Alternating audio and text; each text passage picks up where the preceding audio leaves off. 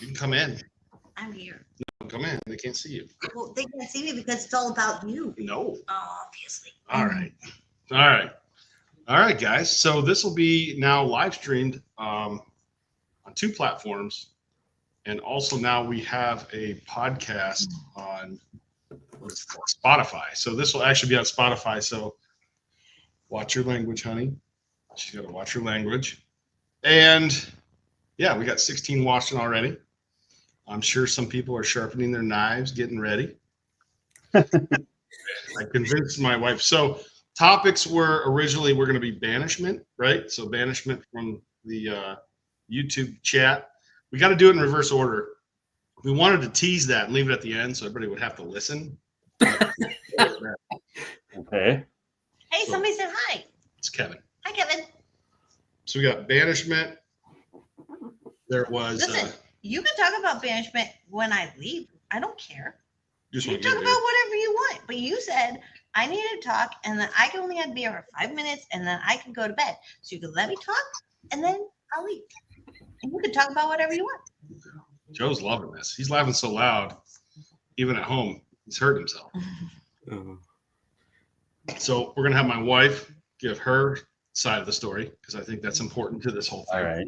What is the story? Because I think I missed a lot of it because it was the day before Christmas, wasn't it? Because it was Christmas. No, Christmas Eve. It was Christmas Eve and Christmas are all in one. It's all inclusive. It's all Christmas. See what I'm dealing with? See All what right, I'm dealing with? I'm ready. All right. So hurry up the topics. It was banishment. I texted it to you guys. Banishment. We're going to talk about the evaporator line, the evaporator, the evaporator line. And then we had goals for 2025. Goals and what was it? That was you, David. You said Predictions, goals and predictions or something like that. Yeah. Goals and predictions for 2025. And did we have one more? Did we have one more? Yeah, you got a whole long list. No, there was 4. You got a list. No, I texted these guys. I'm looking. Hang on. I can't remember. All right. Oh, going small and having fun. Yes. Yeah. That was important, David. It is. Yep. I just seen that was number 2 on the list actually. Well, it just got bumped to 3. Yes, it did. Okay. How do you guys want to start? I'm just moderating here. Let's start with the Maple Chat issue. Let's get that out of the way. Okay, yeah. It's going to take a little bit of time. So, Because, yeah. I was banished from the maple syrup chat for probably lots of good reasons. But initially, it was I protested why my post was taken down. And basically, they said I violated the selling rules. And you're not allowed to advertise or sell, which I understood because I had once posted a video, like a YouTube video. And in the video, it said, hey, I'm selling my evaporator. And it was like in passing, but they watched the video, they caught that, they took the video down, and I was like, why? What happened? They explained it. I was like, okay. So I stopped talking about selling in any of my videos from there on out because I understood the rule. And then what I saw was, I like Joe, I like his tap. I was going to help him with a little bit of marketing, and I put him on my Sapchat. Yep. And we talked about his product, how it was made, and I posted it, and they took it down, and they said it was selling again. And had some marketing. Yep. Is that I guess I'll bring Joe on here to see Well, I mean, I saw what happened. And this is my little story with it. Nate, you got yours taken down. I did a live video with my buddy John the next day, and I put a link up there on the same maple syrup chat, and it got taken down too. So, but what I didn't do was go back and post it again, and then have others post it, and then listen. No, I didn't do that. You got banned. That's why you got banned. I'm not banned. I just got my post taken down. No, I got banned for a lot worse than that. So Yeah, I got banned for a lot worse than that. So I didn't understand. I thought maybe I didn't post it on there. I said, am I crazy? And I posted it again because it did not violate the rules. This is the part that we're having trouble with, is the rules can be interpreted however they want, when they want. And if maybe the advertising budget for that month is a little low, we're going to get really strict on advertising. And if they maybe have a little bit more sales that month, hey, we're going to let some things pass. It's a business. I didn't know that. I did not know Maple Syrup Chat was a business and that you could pay to advertise. I didn't know. It's not really clear. Yeah, it's not really clear. And I don't think they just came out and said, hey, man, we make our money from advertising because there's a lot of work. I don't want this chat to go down. It's a great chat. They do a good job. It's just they're going to always struggle or have a lot of energy invested in moderating if they just don't come out and say, hey, it's a business. We would like to be paid for advertising. Cool. I'm in. Like, I would have paid for free speech. No problem. Like, I would have done that.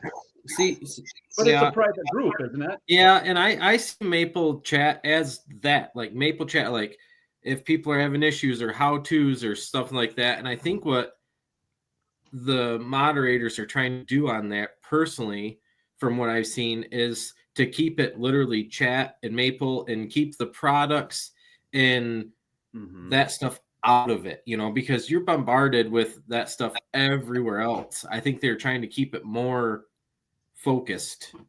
Right. I'm assuming. I don't know that for sure, but that's what I'm. I got something to add. Go ahead, So, Joe. Obviously, you guys see I spam everywhere, and it's the way I market. If you're not in everybody's face, they're going to forget about you. And early on, I noticed I wasn't getting on the page, and I said something. He said, well, we don't do advertisements. And so I was a little bit pissed, but I said, all right, I just won't do it on there. Now, first of all, it's a very new, fresh product. I feel it's could be revolutionary or it could be a dud, but it's something really different. It's not just another evaporator. And I feel that Nate was giving news to the Maple community about this. Nate wasn't advertising for me. I didn't pay Nate. Yeah, Nate might have been promoting his page a little bit, but Nate is about Maple. And so I really think Nate got the raw end of the deal. It doesn't matter. I think it's kind of more so how he executed it than the whole deal. Maybe I so. think it's kind of more so because it's Nate. Nate's not likable. He's not a likable guy. Like, just be real. He's a know-it-all. He's not likable. Yes, Nate, I would agree with that. I will. Look, let him do his thing. Like, this is what everybody came for. It cost me 15 grand. No. So to most people, she's probably right. But being around Nate as long as I have now and everything, and he's got a very big heart. He is super passionate about this. But he wants to do a lot of good, and he wants to contribute to the Maple community so much, and he's so passionate about it, but his execution just ain't quite there.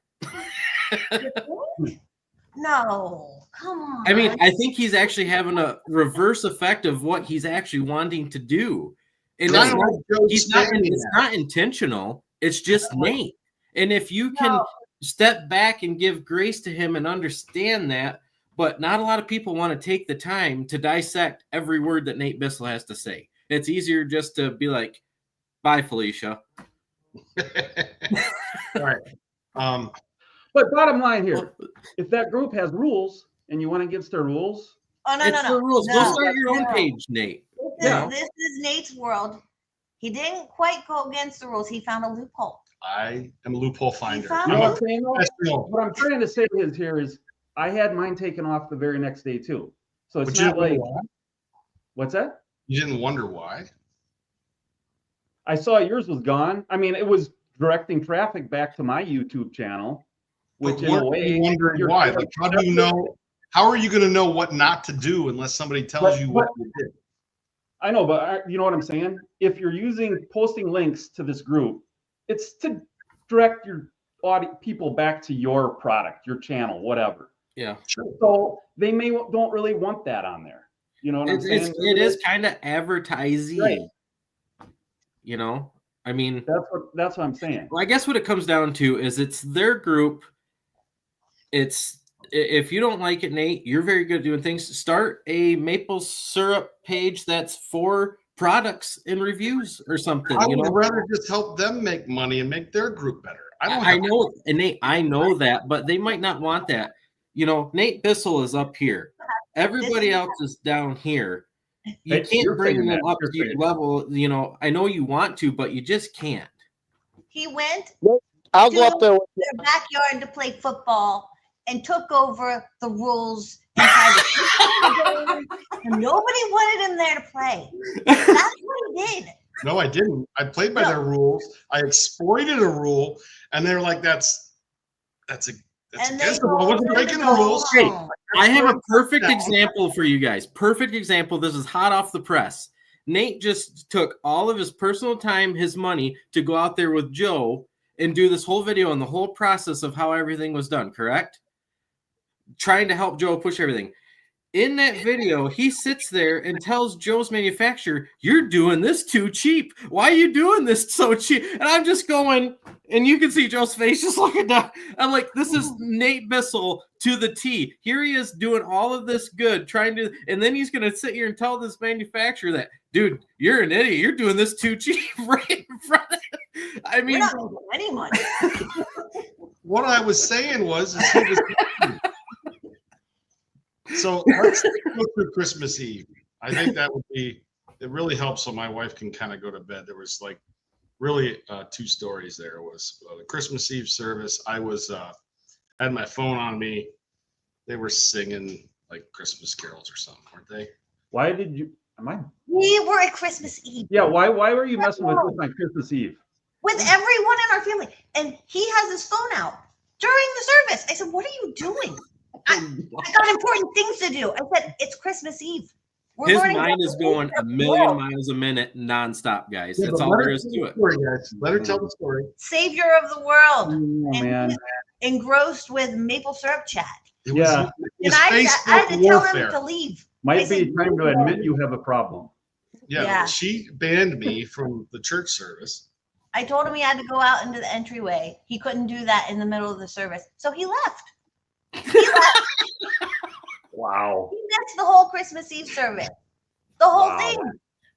I think he was probably Wait. With his mom and his dad and his sister and his brother and all of his nieces and nephews and all of his children and his wife. He left. Nate. Wow. I have tea. But his is that not on her head in shame? If that's not extreme passion for something, I don't know what is, though. It's just the execution again. Fail. Yeah. So what at least from my perspective, why I did it? You stole Christmas. Are you the Grinch? He was the Grinch. He stole. He needs to make some green syrup and market it Grinch syrup. Yeah. The why had purity in it, which was, look, there was no rule violation, which they'll continue to say, and I would love to hear, if they want to jump on and tell me why I did something wrong, specifically. It's more how you handled it, Nate. Two different things. Yes. Listen, Yes. when I called him Der Fuhrer, I crossed the line, right? Like I did. I called him a dictator. Like I crossed the line. And that's why you got banned. And But they said it's fine with you too. That's why you got banned, Nate. Because you kept arguing. I gotta try to log in. I I can't think see. that's the point of this video. So that happened, and then for everybody to kind of understand a little bit more, you're gonna tell the Jonathan story. I'm not going to tell a Jonathan story because It has a lot to do with this. no, they make up freaking Bissell rules at school because our kids find loopholes in the games that they play in gym class. Yeah, gym teacher's been there forever. There's something a little bit wrong with our family. Listen, they inherited this. So, will you explain the Bissell rules that are occurring at gym class? I can't explain them because the gym teacher comes to me and says we have to make up different rules because your kids find loopholes. They're not breaking the rules. They're just finding ways to win. Yeah, I heard about the Bissell rules in Vermont at supper when we were with the Corries. I heard that term out there. Well, yeah, so my son figured out a way on the skateboard to take the beanbag, slide it back to his teammate, and the gym teacher goes to my wife and says, I couldn't figure out why they were smoking everybody in this relay race. And they had to make a rule that you weren't allowed to slide the beanbag back to your teammate because Jonathan would go first, get up there, get the beanbag, slide it back to his teammate, and they would smoke everybody. So it wasn't against the rules. He followed the 10 rules of the group chat. Here's the truth. You will have to make infinite rules to stop my sons or me. You'll have to make infinite because I will find more loopholes. Yeah, but you're not making any friends. Yeah, see, and that's a great. She's got a great thing. Like you're trying to do good here, Nate. Let's keep that. Like we need to keep saying that over and over. You really, truly are trying to do He's good. on your side. He's on your side. However, you are not. He's on your side. But it's your execution, and does it really need to be said or not? You know, I mean, Pick a different battle. yeah, and like you need to sit back a little bit more, and be like, is this going to benefit the Maple community, or is it going to hurt the Maple community? There's no downside to defending or sending. Wait, time out. Remember how you said that there's like 3 different types of business owners or entrepreneurs or something like that? Okay. She's referring to the book, The E-Myth. There's 3 types of entrepreneurs. You are a pure entrepreneur, you are a technician, you're good at doing things, or you're good at managing. You're one of 3. That's it. And to be successful, you have to embrace those other traits that you don't have. Correct?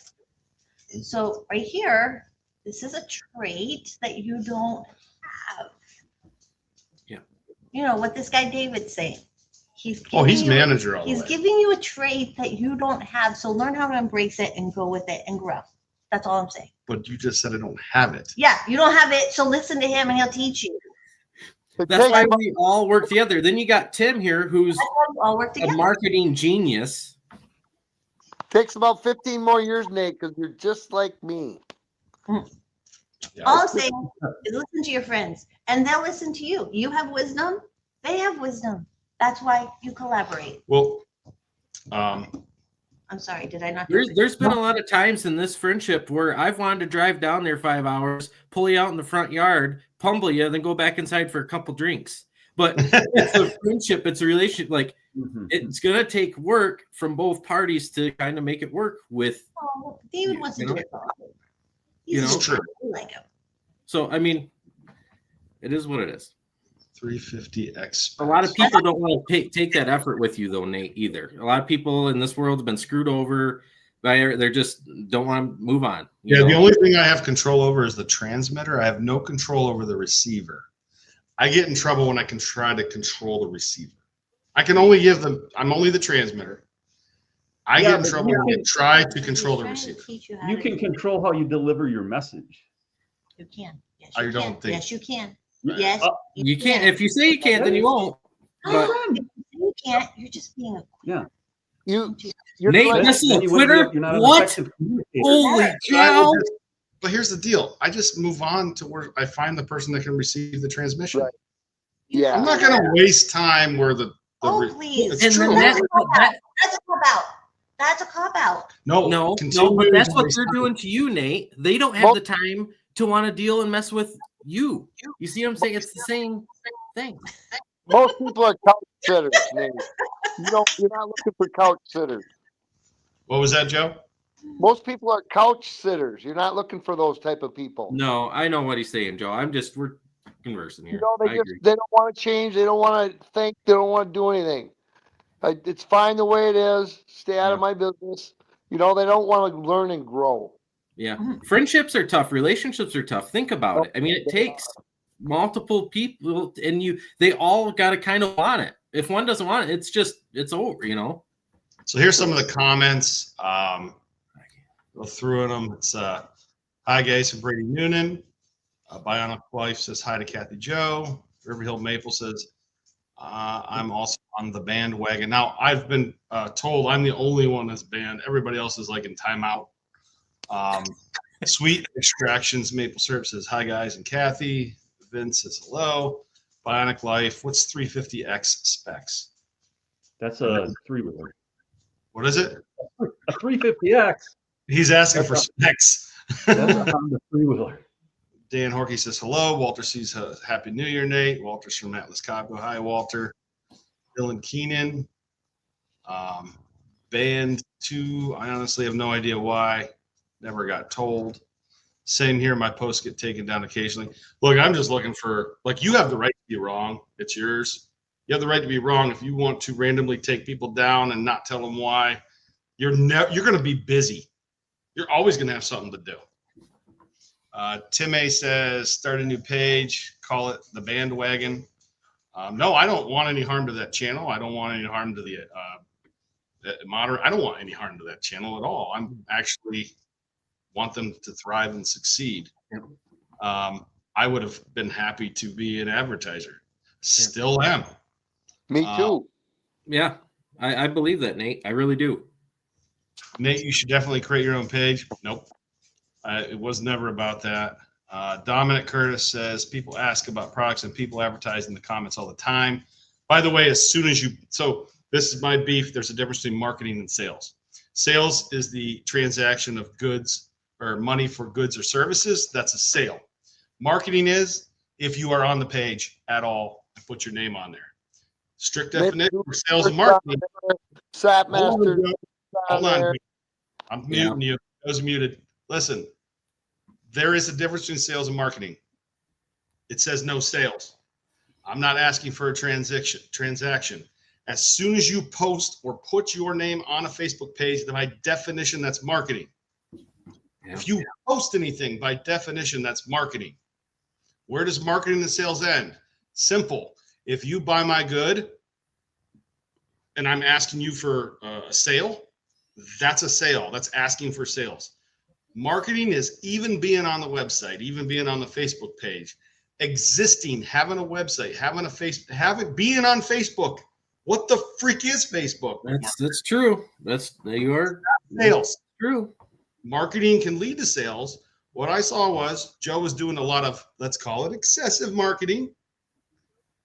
And I don't disagree. And I thought, okay, let me help Joe with marketing, which is so people can actually see what he's doing. Yeah.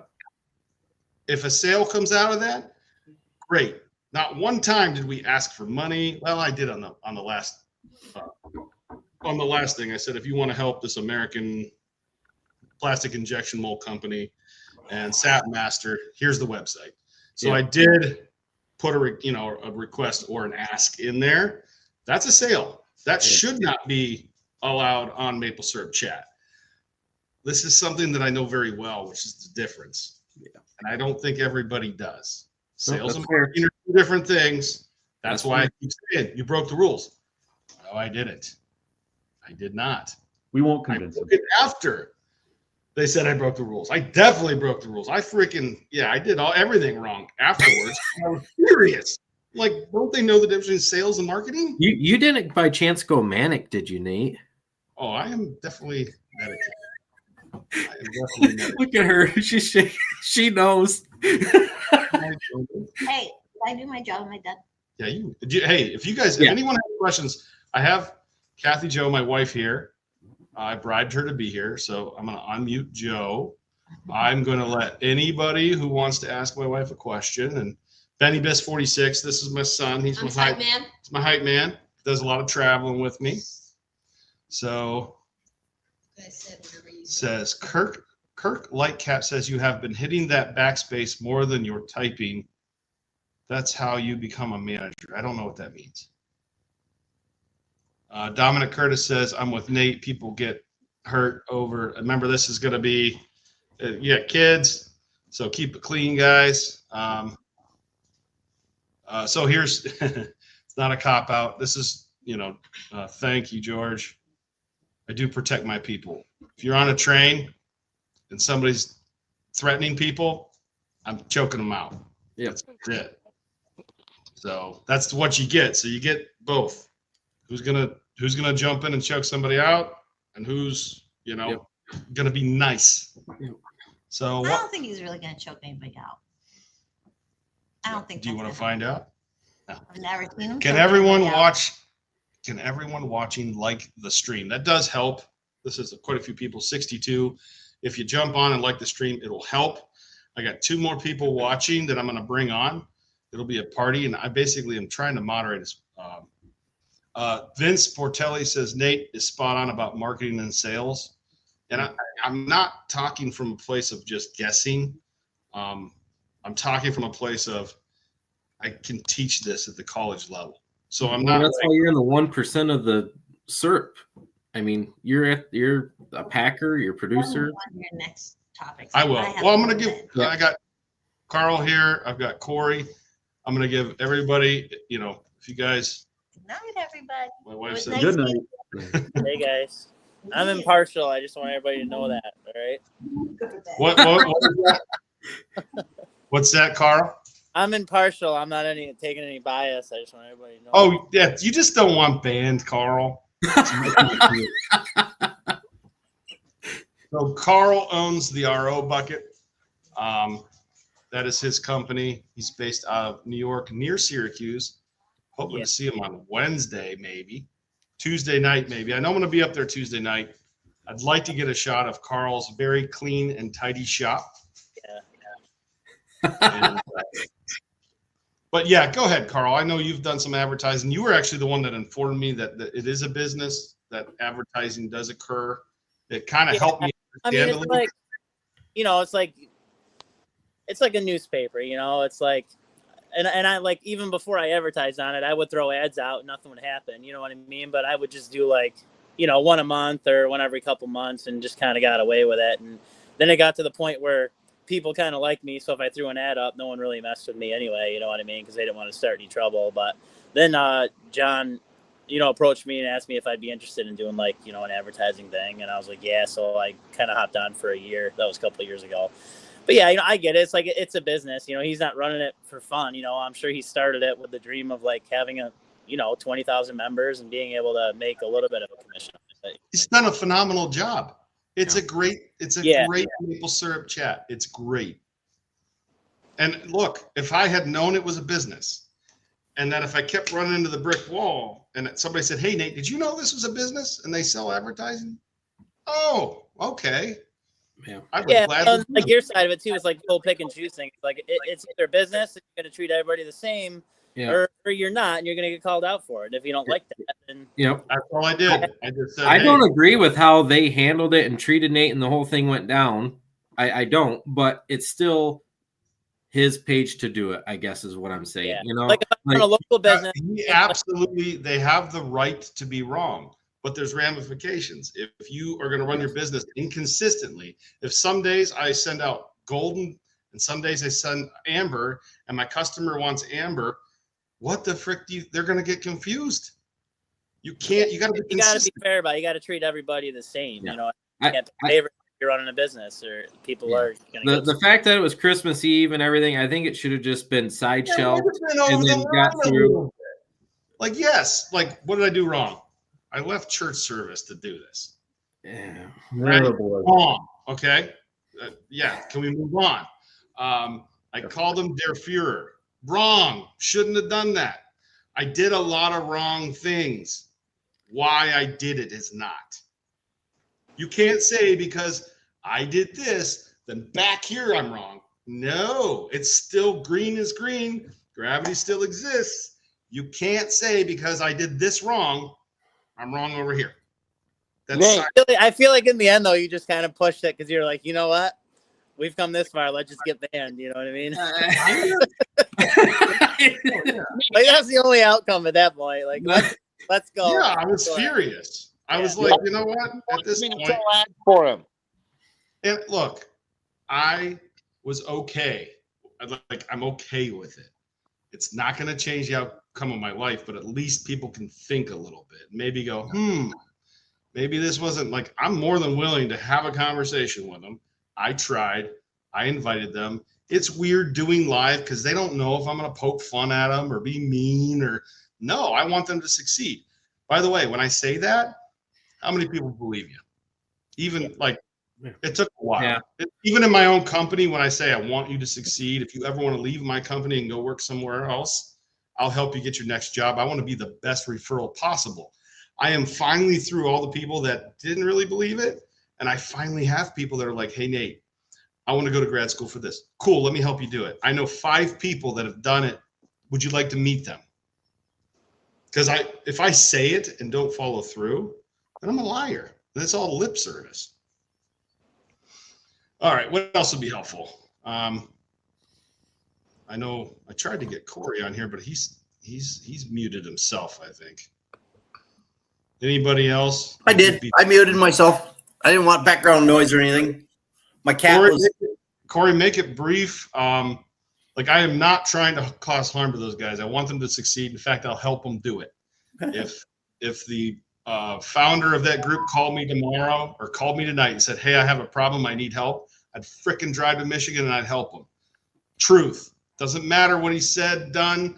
I don't care. I don't want to be remembered by my worst days. So go ahead, Corey. So I guess my whole thing is, I reposted your last one that you had on there after they took it down from numerous other people. And it was more about the point. Corey, hold on. Are you talking about the live stream? Yes. I did it with Joe to try to help reduce the spamming for everybody's sanity? Yes. Yeah, that's what I was trying to do, is help market and help people understand who Joe is, the work he's done. Yep. That wasn't sales, but go ahead. Oh, I agree. It was all marketing, and that was kind of my point. Well, you're not trying to sell it. You're trying to market it and show people how it's made and what Joe's doing. Yeah, I firmly believe, originally when I got into YouTube, I got into it for the wrong reasons. I watched a lot of people get free things during COVID, and I thought, if these guys can do it, I can do it. And I got into it and I started asking people for free things. They were like, no. And I was like, what? But you don't understand. This YouTube thing's going to be big. It's going to be, and this is going back 3 years. And then I realized, like, I need to do it for the viewers, the people who watch. It's not about me. It's about, how can I help farmers find what Joe has? How can I find farmers find what Carl has? Provide value to the viewers. That's all I care about. I don't care whose product it is. I'm not taking money from any manufacturer, and I'm going to prove a point to the larger manufacturers by promoting the crap out of Carl's product and Joe's product, and anybody who's small that's making something, like this guy. This guy sent me this thing for hauling your drops out in the woods. You want to replace your drops? Like, he's making these things right there. I'm going to put this in an episode. People send me stuff. If you're any company, I want to help the small guys. That's it. But yeah, I didn't even let Corey talk. That's okay. I think the issue too, Nate, is like, I think you're like, we're kind of early on and like people don't realize what you're doing. You know what I mean? So True. Like, I think you sort of came up that like you were selling this stuff. Like, people don't know that you're not pushing this stuff. You're just kind of bringing it to light in the industry. You know what I mean? Yeah, I wouldn't even let Joe buy my lunch. Yep. Like, because I don't want any accusation of impropriety that I'm being bribed or, no way. Like, I wouldn't even now Joe did drive me around, and Joe wouldn't let me put fuel in his vehicle. That pissed me off. I'm like, Joe, let me at least buy the fuel. He wouldn't even let me buy the fuel. Yep. If you come out, you can fill my truck. All right. Carl says I can fill his truck. Okay. I don't know. Nothing's resolved. Everybody believes the exact same thing they believed before. Nobody's minds are changed. Right. I think it could have been handled different on both sides, honestly. It's just a crappy situation. Listen to this. I was wrong and I screwed up. What's wrong with that? Am I going to just melt? Like, no. I got freaking mad. I got hot. I screwed up. Doesn't matter whether they admit they did or didn't. I don't care. It's not going to affect my life. And everybody's getting cool t-shirts out of it. So wait a minute. You're saying you don't care, but you made t-shirts? Yeah, it's funny. That's freaking funny. Come on, bro. That's not the action of somebody who don't care. Well, I did tell him I would. I got to follow my word. You're going to ban me. I told you it's not going to hurt me. It's going to make the biggest freaking live stream I've ever had. It's not going to hurt me. Oh, boy. What's next on the list, Nate? Yes, Nate, time to move on. All right, I'm good with that. How about my wife? She's a sweetie, isn't she? Yeah. All right.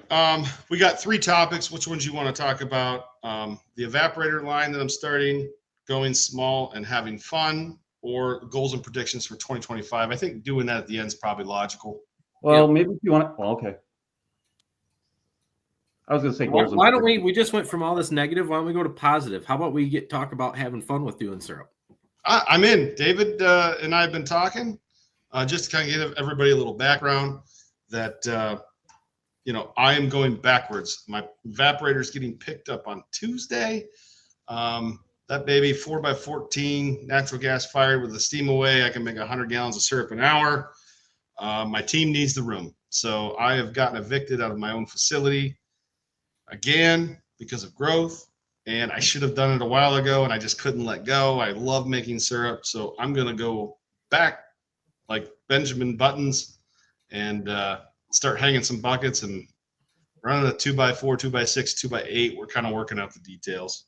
And then David, go.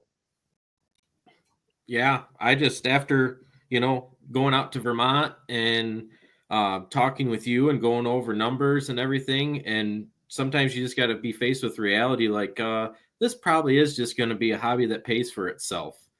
And, if you do it smart and everything, and you're not really going to be able to do the stuff you want, because of every sugar bush is different. What God gave me here on my 50 acres is not the same as 50 acres in Vermont. It's pancake flat. The cost per tap to engineer a system and to run power half-mile back and all, it's just not realistic. So needed to kind of step back, come down. And then also I was getting stressed out, and when you make your passion your job, it's your job, and luckily Nate helped me see it and some other things. And I'm taking a step back and just having fun with it too. Honestly, I am so excited to just have fun. It's going to pay for itself. Get other people involved with it. If sap runs on the ground, it runs on the ground. I'm there. I'm mentally there. Like, I'm ready to just watch steam. I don't even care if I run the RO. Like, this boil 1% sap. Screw it. Like, let's just have fun. And I agree. Well, that's kind of interesting, David, what you said about when it was your, what'd you say? When it becomes your job, it's a job, right? Or yes, it's not as much fun. Yeah. That's what I found is, like, I was doing the maple syrup thing for many, many, many years as kind of a hobby sideline thing until about 3 years ago, just this week, I went to it full time. And I had more fun with it when it was not my full-time job. Yeah. To be honest with you. It was more, now I have hardly any time for my hobbies. Like, most people probably watching your maple syrups are hobby. But I turned a hobby into a job. No, I wish I had more time to work on my ATVs and ride that, which I can't do anymore. It's interesting. Meanwhile, there's guys that work on ATVs in the job, and they're like, "This used to be a fun hobby." Exactly. Yeah, you can't. It's like, that's the problem. Like, the guys like us, the way our mentality is, we just want to get bigger and bigger, and we do it to ourselves. You know what I mean? 100%. We get into the situation where we make it so big that it's just what it becomes. We can't help it. Yeah. No, you're right. I can honestly say I love it. Though it became a job, I love it. What I had to do is make a business decision that's been hard and I've been avoiding because I love everything about it. I never should have been selling maple syrup equipment. It's crazy. Like, I was never set up for it. I'm thankful that I had the opportunity. It's just, it takes years to develop that. I was never set up for that. So I had to exit that, and I knew it. David, you're learning way faster than I did. Dude, I am stubborn as I am. I kept doing it thinking, oh, someday it's going to change. Finally exiting the equipment, never should have been in it. Making syrup's what got me here. I freaking love it. I did it with my dad. I want to keep doing it with my dad. He said I took all the fun out of it when I made it huge. I will say this is the truth. At large scale, compared to a 2x6 with buckets, I swear to God, it's the same amount of work. You just make more syrup. I'm telling you, it's going to be hard work. By about the first boil, David predicts I'm going to be like, why the frick am I doing that? I did say. I said I give him after the first boil, he's gonna have a leaf blower stuck in the front of it, and But I honestly, I love it. I love everything about maple syrup. It never has felt like a job. Things have been difficult. I'm doing what I was born to do. I'm doing what I was created to do. I've never felt like it was a job. Now, when I had a job and I was trying to do maple full time, I wasn't doing anyone any good. And I really got irritated with my regular job because it got in the way of what I loved. That's when I knew. That's when I knew it was time. But fortunately, I have a wife that works full time. I was able to do that. She supports me. She knows that it will kill me to not do what I love. So, Yeah, my story too. I was teaching and making ROs, and then I quit teaching, and now I hate making ROs. So, you know, because now that's my full time job. You know, and it's like everything's fun until it's your full time job, and then it's just like cool anymore. I would say, I agree with you on that. Yeah, and it's just the mentality too. Like, you know, the RO job hasn't changed. It's just the way you look at it now. That it's more of a have to than a want to. You know, that's the only thing that's changed. It's the same amount of work.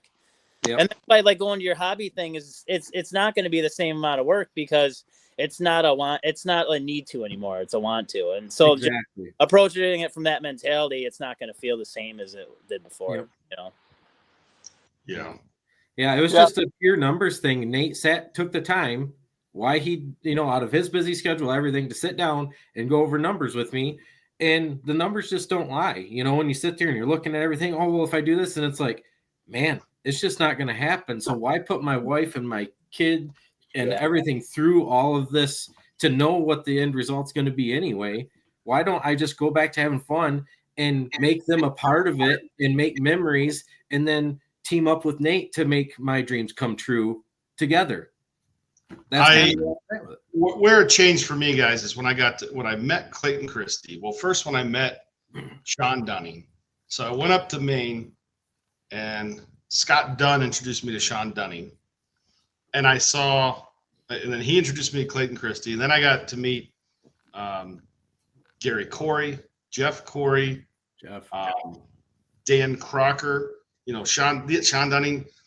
When you meet people that make 7 pounds per tap every year, and you're like, I suck at this. I honestly, that's when I knew. I'm like, dude, I'm a pretend farmer. That's okay. Like I'm doing it because I love it. I will never be them. They're the best of the world. The innovation for the maple industry comes out of the United States and moves north. That's what happens. Spin seal, all the tapping equipment. I'm telling you, the check valve adapter, the innovation for maple production comes out of the United States. We only make 25% of the world's maple syrup, but we do all the innovating. Tell me if I'm wrong. Like, if somebody has some great thing that's been coming out of Canada in the last 25, 30 years, let me know. But these guys up in Vermont are so close. They communicate, they talk, they learn. It was just eye-opening for me. I didn't realize what I didn't know, and I didn't even know it was possible. Like, Scott Wheeler made 12 pounds per tap one year. Freaking like, and then everybody will say, well, this, no, we just suck. That's it. That's it. Like, just say, like, you're probably better at something else, or you got a full-time job, and this is their livelihood. They focus 100% on this. Yeah. You can't, like, that's just the reality of it. Not all property is created equal either, though. You know, how many taps per acre, topography, if they got natural fall. I had to start at 2 foot off the ground and end up 8 foot, you know, just to get 2%. I mean, it's just. David's out there tapping with ladders on the end of his laterals. Pretty much. Yeah, I'd love to talk about that. I've been debating whether I should put the second tap in a lot of trees only to get 20% sap. And it's like, on 500 taps, adding 100 more, that's a lot of sap. Or do I want to brag how much pounds per tap I got? Or do I want to get 30 more gallons? So I saw Joe Sugarbush in southern Minnesota. It's basically Iowa. I mean, it's cornfields dark dirt, and there's Mhm. patches of trees. I never like telling people what my yield is because I had to inherit a sugar bush that wasn't very good. And I would say I made pounds per tap. I wouldn't tell anybody because it was embarrassing, and everybody would judge you on it. But Joe, where you're at, they don't have an option, man. Like there's patches of trees between thousands of acres. If you put 2 taps in the Right. silver maple and get a little bit more, I think so. What Joe's talking about is that most of these guys that make high yield and make 7, 8 pounds per tap, 1 tap in a tree. That's how you get high yield. Like one of the big reasons when you're putting 2 taps on a silver maple, a lot of guys have figured out that the vacuum's starting to like cancel each other out, and it's not really helping you. Does that make sense? So, but where Joe's at, well, you know what you could do, Joe, is just buy cert from these guys that make more in like 5 minutes than all of us combined in a day. I know it, right? But I would be in the bar all the time, Nate. Yeah. But hey, you love it. Bar. I get it. I'm not judging. I just know that I can't continue to do what I was doing after seeing it and realizing. Now, the best places I've seen, if I've been looking at buying land, and I have been, the UP of Michigan's amazing. The upper lower, amazing. Wisconsin is amazing. New York has a lot of sugar bushes. Vermont, Maine. I mean, it doesn't make sense to make maple syrup in the southern part of the maple belt in any sort of consequence or volume when the land is so much cheaper elsewhere. The UP is like 95% sugar maple. It's just amazing. So, like, to me, your geography. No, it's not that heavy. You don't think so? I don't know. All I know is a lot of 100 I'm tap. up in, It's like I go 90 up there. Canadian too. What's that? It's like 95% Canadian too. If somebody's from the UP, just let me know down in the comment below, like, where we're at on sugar maple up there. It's I a think lot. once you get farther west, it's a little better density, but I would not There's say not even that much produced up there, honestly. There is, but it's not that big. There's a lot of hobby guys up there, like small. Yeah. Small, like I sell buckets that way, but I don't know. I think it might be a little bit. The climate actually hurts it from the other end. Yeah. It might be a little too. They're like real late too. Like they're a little too cold. So Yeah. if it's real late and then like spring starts early, they get wiped out. Right. Yep. that's where the MSU Maple Research Center is up there in Escanaba. Escanaba is where they don't even get any snow though in the UP. I mean, they don't get no lake effect there. I mean, that's kind of a different climate than what you consider the UP. Like right now, the UP, that's the only place you can go snowmobiling. I mean, this way. Yeah. Wisconsin, we're sitting here in second winter in a row with no snow. Yeah, same here. We can't buy a snow. Mm-hmm. Just got like 2 feet yesterday. So Holy So cow. Dave's going to try to have fun. Who else is going to have fun and not kill themselves this year? Tim, you just going to crush it and kill yourself on it? You're going after it? What are we talking about? Oh, on maple this year. Are you going? He's got to put a new woods in. I have to do some tubing yet, but I'm not looking forward to it because it's just another thing to add to do what I've got to do with everything else. And I'm working with basically most of my help is like literally 67, 68-year-old guys, a couple of guys. It's just not getting any easier. So they're not moving any faster. And so that's something to think about for the future for me is help and stuff like that, because like the main guy that helps me is an Amish guy named Albert. He's a super good worker, but I don't know how long he's going to stick around because he's getting close to 70, so I don't know. It'll be, good help is hard to find. You won't find another guy like that once he's gone. They don't make them about like you. How long are you going to stick around? How long is he going to stick around?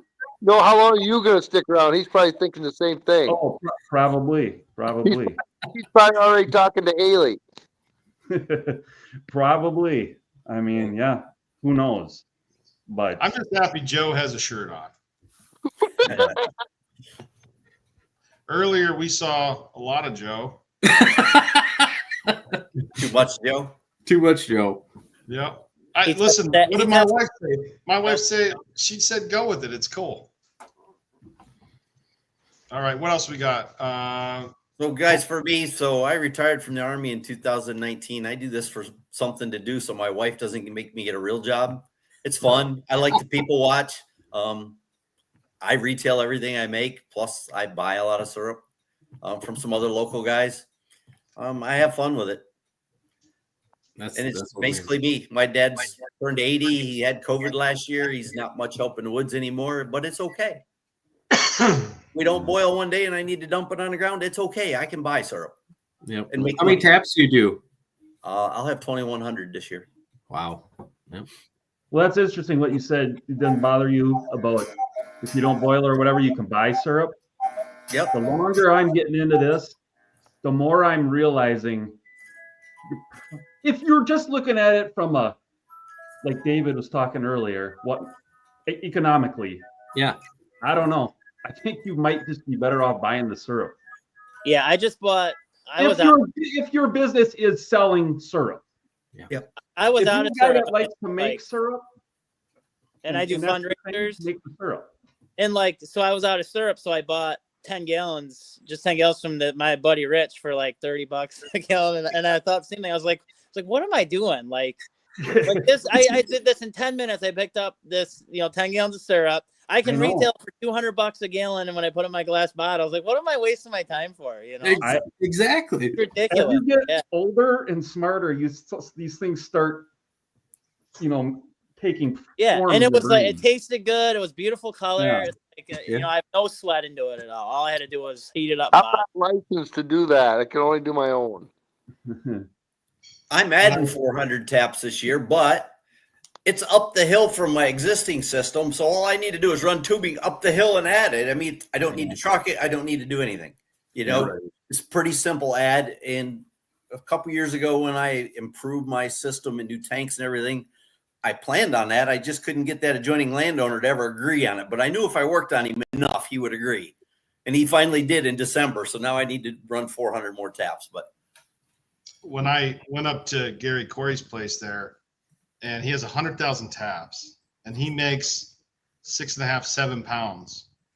And if you do the math on 100,000 gallons, it's 700,000 pounds. This man has to worry about syrup storage more than any of us have to worry about sap storage.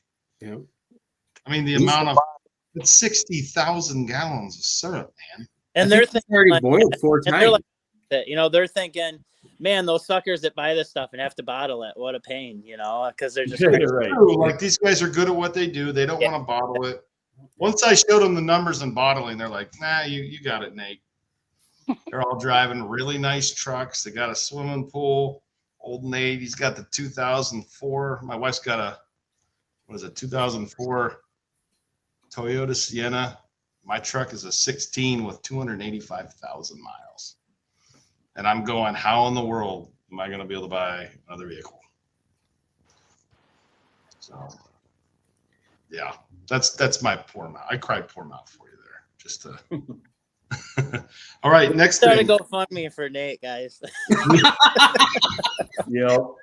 He's down and out. He got banned from Maple Chat and all that. We have banned from GoFundMe. That's funny. That's funny, Carl. Yeah, let's start a GoFundMe for Nate. So, the evaporator, or are we going on to goals? We can do evaporator. That's a pretty good one. So it's funny. Like I was talking to David and his wife yesterday about making my own evaporator, and then we got to talking about the sap going into the floatator, into the prenator. Yeah, prenator. And then working its way to the finator, which is the finished pan, and then you put your firewood into the incinerator or something like that. I don't know. We were having fun. Yeah. Everything had to have Nate in it, basically. Yeah. Incinerator. Everything has Nate except maple syrup chat, guys. Everything has Nate. Man, Carl's sharp, man. He's witty. I like it. He's witty. So yeah, there's a guy near me that's local. David Yoakum. He's about 45 minutes away. It's called Creekside. and I'm going to have my own, line of evaporators made. It's gonna be simple. You're not gonna like go to a website and then try to figure out. You need a PhD in economics sometimes to figure out on some of these things what you want. It's just gonna be simple. Like I'm gonna make 4 or 5 first year. I'll probably try to use one this year and show people how it works and operates. And hey, if you want to buy directly from David, that's fine. But I have no interest in selling direct, but I do have an interest in making content, making an evaporator. So if there's a dealer out there, I can floor plan one for them and then send people to it. I just want to, I want to promote something that is going to help multiple businesses instead of an owner of a large maple syrup corporation. Did you design a pan with him, Nate, or are you just using stuff he's making already? Yeah, it's going to be very David's got great products. His shop is amazing. You just got a CNC price correct. Team at Erie is trained every year. Yeah, he goes hard. Yeah, he's brilliant. I bought a maple candy machine from him probably 5-6 years ago. Yeah, it works well. Yeah. I mean, his prices are too low. I'm like, David, you got to raise your prices. It's a common theme with me and vendors. I'm got to raise your prices, guys. Mm-hmm. Look at Joe. So. That guy knows like everything there is to know about steam. Anything if it uses steam, yeah. He's got a steam. Looks like a locomotive, and he runs evaporator like a locomotive steam. And I've known David a while, and he's been doing this for 10, 15 years. And I think I can help him, move quite a few more evaporators and help him with cash flow by ordering like in the summer when he's slower. And that way it'll help him, run the cash of the business better and help him, in the off season. And then by doing that and buying in volume, I get a little bit better price. And then I can offer it to I call them like syrup franchises or syrup partners that buy from me. I'm sending trucks to them all the time. So being able to take an evaporator out to these guys, you can get it's like the Model T. You can get it any color you want as long as it's stainless. I like it. Black. Let me ask you a question. Do you think that in that you're thinking hobbyist size stuff? Do you think there's getting close to market saturation for that? There's a lot of little options out there. I mean, I'm just curious what you think. Oh yeah, I just know that I have a marketing machine, and it is the hobbyist market, and I don't think you could ever saturate it. To be honest with you, you don't think so? I don't think people realize how big it is. Agreed. And it's like to be 100,000 to one in terms of big producer. Like it's insanely big. Like that's why anywhere you go, you'll meet someone. They're like, oh, I make maple syrup. Like everyone I talk to makes maple syrup. It's just a question of when their hobby gets big enough to need whatever product you're making is all it is. Carl, how many people did you say ask you for an evaporator reference a year? It's like 200 or something. It's probably more, honestly. Like if I ran a search on my emails, I mean, I'll get 100 emails a day sometimes, so it's hard to even keep track. Like it's just insane the number of hobbyists there are out there. I don't even know how big it is, but I know I just keep like doubling every year. I haven't even started to plateau yet, and it's just like it's insane. I'm going to be using some of Carl's products this year for concentrating into an evaporator with my brand, and there's a ton of it, and there's really one really strong player in that hobby market, which is Smoky Lake, and I will never be able to weld as good as them, or I don't have that skill. I can't weld. I don't even know how to bend. I appreciate it, but what I can do is make a simple product, make the process simple, provide a dealer so you have somebody you can go to ask questions, kind of like it was before. And, offer the classes and lessons on our YouTube channel on how to do it. This is how we do it. And there's a lot of bright people out there. I still remember Bruce Gillen and Brad Gillen showed me how to run a wood-fired evaporator, and there was so much to it. I had no clue. Those guys are brilliant. They just knew where to put you had to take notes, man. And what hobbyists want too, I don't know if Smoky Lake does it. I'm not familiar with them, but hobbyists want a website where they can go on and buy it and not talk to anybody. But on the other side, they want to be able to talk to somebody like right away if there's an issue. You know what I mean? that is- Like the average person doesn't want to talk to anyone to buy something, and that's why like the dealers are having a really hard time because like that whole model has changed now. I don't know if it's generational or just the way yeah, it is. people I are now. just You did I don't not just tell you that, Nate? I you said want it in your living room, and then you want to ask questions later is what you want. exactly. Right. What was that, David? David had reasons as to why this is a bad idea. No, I told you the other day you were sitting here wanting to go to dealers like you were just saying, and then I said no, you just need to go online, man. And that's it. And then I said it's the And generation. then have them pick up at the dealer. Well, Like I don't be an want. option. Hey, I'm the same way. I don't want to talk to anybody. Yeah, I just want. I just want- think you're going to shoot yourself in the foot in sales. Where they compared the Beaver pan, I'm sure everybody saw that. Oh yeah. Yeah. Like they hit it on the head. Like they showed their packaging. Like they know people want it shipped to their door. That's what they Yep. want. And like they're Yep. competing with Beaver, and they're showing why theirs is better than Beaver because Beaver will ship it to your door, and they're saying so will we, and we'll do it better. And that's what people want. You know. well, True.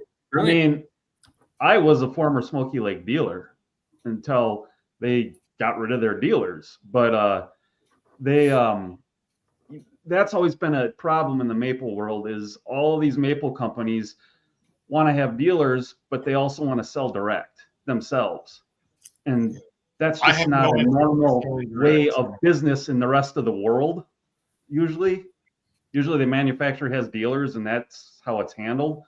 But in the maple world, all the manufacturers have dealers and they also sell direct. So as a dealer, you get into competition with the manufacturer.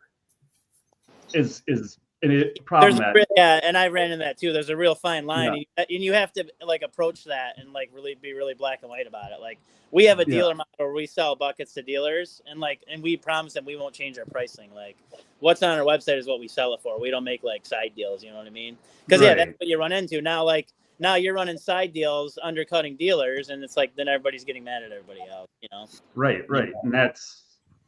But listen, if you're only selling 5 a year, I don't plan on selling 100. Gotta keep your dealers honest. If you Well, I don't think the dealers don't have much to meat on the bone to play with. It's the Yeah, manufacturer. and that's why you can really screw them over. That's why they get off. You know? Yeah. The dealers sitting there, if they take a credit card and they have to pay for the shipping to somebody, there ain't nothing left. I mean, hardly. Yeah. Well, I think dealers are underappreciated. But as far as problem solving and service on the spot, I would agree with you, Nate, on that. But we're talking about hobby guys here. It's a different. I think I'm more serious. You know, this is more like these guys got 25, 50 taps in their backyard. They want to be able to get online, order what they want. They can watch some YouTube videos and pretty much figure it out. V4's probably fine for that. You know what I mean? Like they're going to burn 2 or 3 anyways. Like once you burn 2 or 3 V4s, then buy a Smoky Lake. Yeah. Right? You figured out what not to do. Or you see your buddy Smoky Lake and compare it to your Beaver, and you're like, wow, yeah, that's a big difference. You know what I mean? Yeah. Right. Yep. I haven't watched that video yet, but I want to. Yeah. Dealers are important. Service is important, especially with people that are really just getting into it and learning. Yeah. The issue with dealers, like there's nothing wrong with dealers, but it's like once you go through it, like every time you change hands, there's a markup. You know what I mean? And it's like the American consumer wants stuff inexpensive, and at the same time, they don't want to buy stuff from China.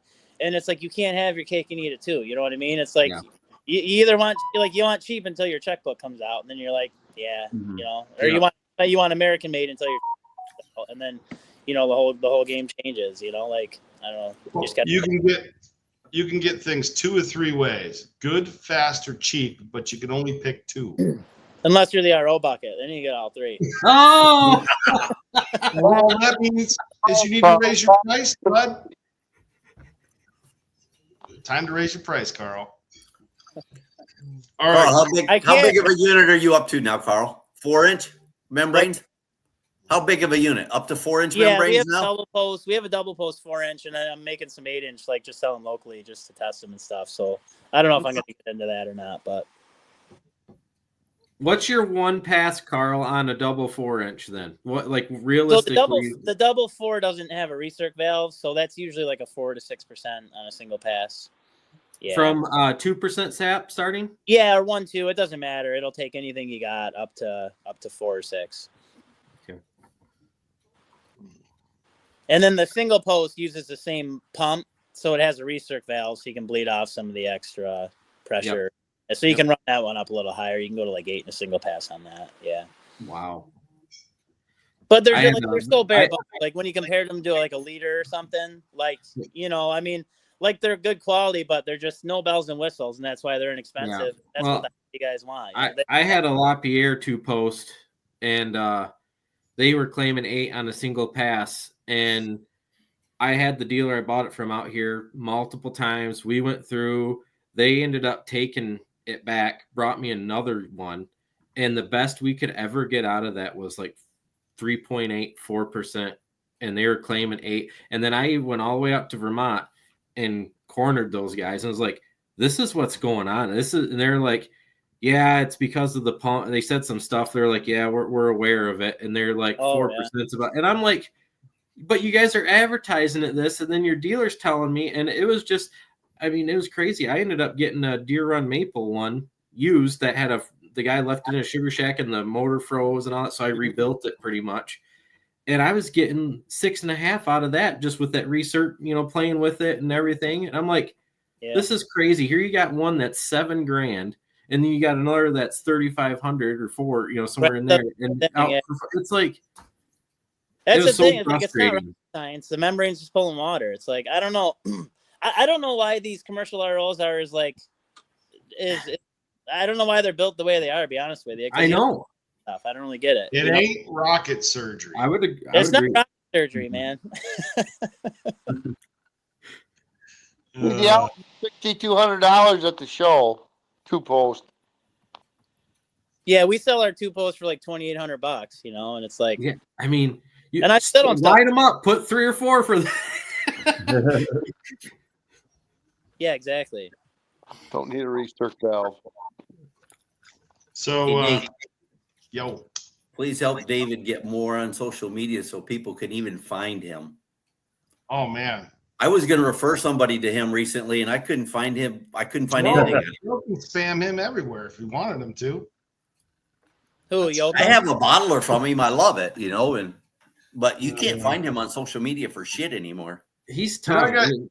Did I show you guys when I went up to see Joe that you know, Joe's everywhere? Mm-hmm. Like so I actually here we go. Yeah, I went to a couple places here, and I'll show you. Right in my hotel room, I got the soap. Wow. Joe's advertising on the soap in my hotel room. He's got Sap Master soap. It's ridiculous, Joe. That's amazing. And then as soon as I got to the Chicago airport, they had the White Sox bar there in the airport, and there's Sap Master right there between the two White Sox. I mean, it's amazing, Joe. Oh my gosh! His plane was pulling one of them banners, Sap Master. I love the Minnesota Mafia, man. Fucking nobody that goes through here without going through me. Joe is like Roy Kent. That's it. Joe is Roy Kent. He's here. He's there. I feel like Joe's like toilet is like a big Sap Master spout, and you like pee in it. Polycarbonate, so he can see the flow. Like yeah, the whole everything. Yeah. His faucets are all Sap Master spouts. Everything in his house. That's funny. Joe's a good sport about it, but you know, hey Joe, like you know, it did help, right? Your sales, you know, Joe, he's making it as fast as he can. The day after Christmas, I worked 8 hours on orders. This morning, I worked 8 hours because I was at that show. I don't have a tap in the place. It was great. Nate's a news guy, and he's promoting Maple. Isn't that a terrible feeling, Joel? Get out of his way. When you run out of it and you have orders, it's just like, you know what I mean? Like, you don't even sleep at night. I hate when that happens. I got one guy, I only could send him two guys I sent partial orders, and then you got to remember that shit. Yeah, and then you got to pay shipping twice. No, I know it's. Remember, we're family friendly here. We're family friendly here. Hey, it's after 10 o'clock. It's okay. The kids are in bed. Yeah, I will I'll say run out this. of those little vials just for the soap, you know, so I'll send the RO out and I'll ship that little stupid vial of soap like 3 days later. It just like really grinds you, you know. Oh, Now, right. I rode with Joe for 2-3 days, and I was the secretary next to him with the pen because I wanted him to drive. He was trying to drive and write, and I was like, ooh, you know, and I was writing down names and numbers, and the amount of people that are calling Joe about that spout, and half, you know, anytime I knew the person a lot of times, and it was like, wow, like I'm amazed at how many people are calling and ordering it and trying something new, and it's a good thing. I'm happy for you, Joe. I'm scared shitless, Nate. So goals for 2025, guys. What do you got? Well, we'll go around the horn here. David, what do you got?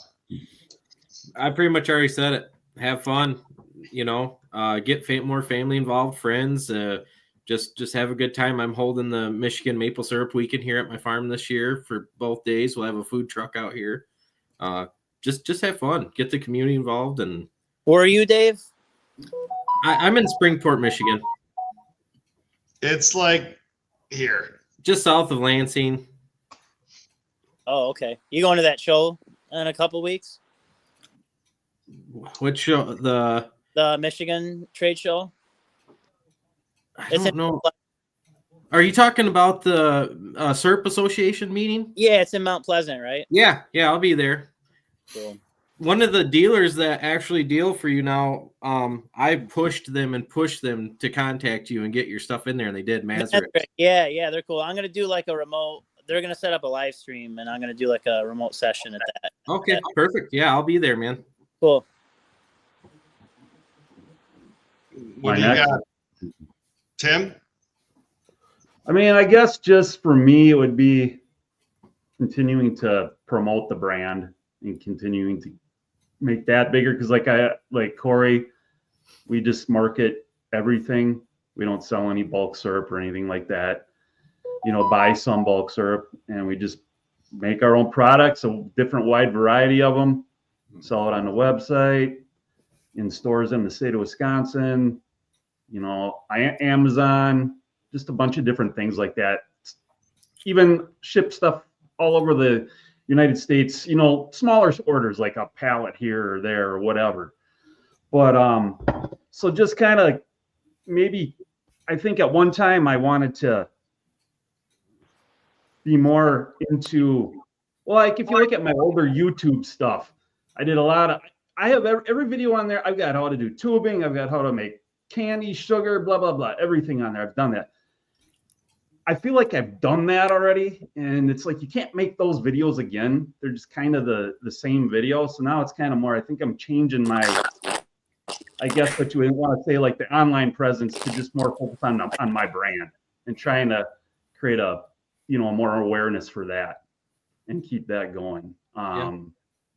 And other than that, you know, yeah, I mean, I guess that's about it. You know, just I'm making money, and you know, one of the best benefits of being self-employed is you can set your own schedule, and nobody really can tell you what to do. Even though, yeah. So I don't know. I guess we'll just keep going that route. Selling Amish cabins too. That was kind of a good gig that I got into recently. Was I live in a big time Amish area, and there's a local Amish cabin builder. So he builds cabins up to like 15 by 60, and they get moved to your location wherever you want them to go. So I've got them. I live on a pretty well traveled highway, and so now we've set up kind of like a display lot there and everything like that. And I will tell you, I get contacted every day, a few times about these things, and yeah, it's crazy. I mean, I was surprised at that, and it's been a good addition to the business. Yeah, so diversify. Yeah, I think Andy Humphrey's selling some, like, you know, they'll build them a pump house, and then he'll put everything in there and like Yeah, sell these it. things are cabins that you can live in them. I mean, they're all fully finished, plumbing, electric, That's awesome. all finished out. Very, very nice. They're just kind of like plug it in, take it to where you go, hook up your water and your septic and electric, and you can live in it. That's awesome. We call them trailer homes up here. These aren't trailer homes, I'll tell you that. They're pretty nice. All that knotted pine and the countertops, they're nice. I'm kidding. You know? So Joe, what do you got? Well, I'm coming up on my 28th season, 8 alone, and I want to do on my 30th anniversary. I want to have an open house, and that's something that's really rare where I'm at. I plan on inviting Dave Carlin's Sugar Shack over because he's got all the value added. And who said have a food truck? I think I'd have a food truck, and just try to get an awareness. There's a whole bunch of untapped potential for sugar here, and it's like, let's get on with it. And now Nate has kind of opened my eyes to silver maple has a long late season in it. Joe, The most just syrup gave us- sap I've ever collected was 6,000 gallons. That was last year. My goal is 10,000 gallons this year and 300 gallons of syrup. Mother Nature, are you listening? So Joe just gave us his 2027 goals. But yeah, keeping that tap hole free from backup. I mean, that's kind of what, if I've learned anything from Dan Crocker and these guys, is they do not allow that sap to sit. It always has a place to go. It's not going to back up to their tap hole. These guys tapped in December. Those tap holes will run in April. Topography matters. There's a lot more to it. I mean, these guys know how to make sure everything's flowing, nothing's backing up into that tap hole. And that can be tough in Ohio and some flatter areas for sure. It is here. So what do you got, Carl? Good question. I want to make a new tap, like Joe. We got that new canner. So I want to get a bunch of feedback on that, and I'm gonna do a lot more work with that. I want to sort of maybe bottle that up too. So I want to hopefully come out with that, like just something cheap to easily fill bottles next year, like a vacuum bottler or something. So I try to put out like one new big product a year, so I don't really want to make bigger ROs anymore. So I got to move into other stuff. So You got any gas to diesel conversions on any cars coming out? It depends on what I buy. I'm the type of guy who like hobby because I see something on Facebook Marketplace and I'm like, let's get into that. So now, like I told Nate, I bought a mini truck the other day, so now I'm kind of into mini trucks. So we'll see. Carl, what's that vehicle? The Super Sport that had the you converted it to 300 Mercedes diesel. My El Camino, yeah, I have a 70 El Camino with a diesel in it. So Nice. Carl's you're a motorhead, man. Yeah, but more so I worked on cars. But yeah, so Durbin was after that. Carl keeps bleeping out when he gets orders. Yeah. Orders coming through. My phone has a cash register. It keeps going off. I don't want you guys to have to hear it. So yeah. What do you got, Corey? What's your goals? Just make syrup, sell syrup. I kind of like Tim. I have so much value added stuff and so much variety in syrups that I offer. And my wife asked me yesterday, what was I going to add for this year? And I'm like, dear, I have 70 some SKUs now. I'm done. Wow. So now, next weekend, a week from today, I'm excited. I'm going to have one of my greatest mentors on, Tim McCarthy. I love the guy. He literally saved my life, and I really want to talk about that as business owners and the things that I've gone through. And I'm so excited because he's the man. And if you guys get a chance to tune in and listen to Tim and jump on and ask questions, because such a wealth of knowledge. I quote him daily. He has more One-liners. What did he say this morning in an email? He's like, Nate, I'm 72. I don't even buy green bananas anymore. Like, he's a funny dude. He's a funny dude. But brilliant guy. He started his own company, sold it, and then he bought into a chain of restaurants called Raising Cane's, which is a chicken finger restaurant. And I think at one point he had over 40 with he and his son in the state of Ohio. They were the first ones in Ohio. And he has a foundation called the Business of Good, which has helped a lot of entrepreneurs like me get out of our own way. And very much, we were talking about this morning where the transmitter and the receiver, I asked him, I'm like, what, I understand more and more how he feels as I go through this journey a little bit. Yeah, I hope you guys can tune in. It'd mean a lot to me. So thanks, guys. We had a great chat. And hey, we'll catch you next Sunday.